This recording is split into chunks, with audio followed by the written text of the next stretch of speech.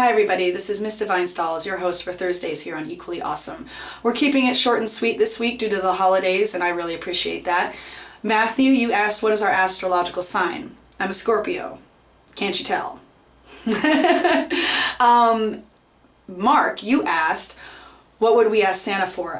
Funny story, I boycott sitting on Santa's lap because for years growing up I was too afraid to, or I thought it was really silly, but my grandmother, my late grandmother, would bug me and bug me and bug me. I want your picture with Santa, I want your picture with Santa. So after my freshman year of college, my mother and I were walking through the mall after she picked me up from school, and on a complete whim I said, why don't I get my picture with Santa and then we can give that to Graham for the holidays? And my mother thought it was a brilliant idea. So I wait in the line, I go up there, and there was some screaming kid ahead of me, and the guy just looked a bit bewildered. So I went and up to him and I said, you know, sir, if you need me to scream and cry, I can do that just so you can have comfort and consistency. And we had this fun little rapport going around, and the woman taking the pictures was really nice. But Santa must have had me on the very nice list because his big burly hand starts rubbing me like this, but right here on the small of my back, like on my side. And that's a little bit creepy. And by a little bit, I mean hella, like a lot of it. How much? Quite a much. So I don't sit on strange people's laps anymore as a personal rule of my own. But if I were to ask Santa for something, it would be for stability.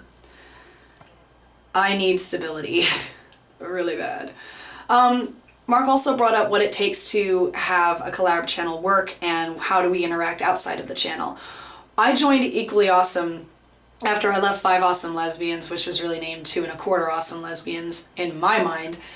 The day that I left, I received a message from Mark saying, would you like to be part of this other channel I'm starting? And the concept that we had for it was very, very different than what it is. And ultimately, through email conversation and through phone calls, we designed a channel that wasn't necessarily different in structure from how the other 5 Awesome channels were conducting themselves, but rather we wanted to have more of a positive representation of the gay community, because so much of the mainstream media, when it focuses on the gay community, really doesn't do a very good job and is very stereotypical and upholds a lot of very negative stereotypes. We, on the other hand, didn't want to do that, and through our interactions, getting to know each other, we also wanted to provide this role model source for people.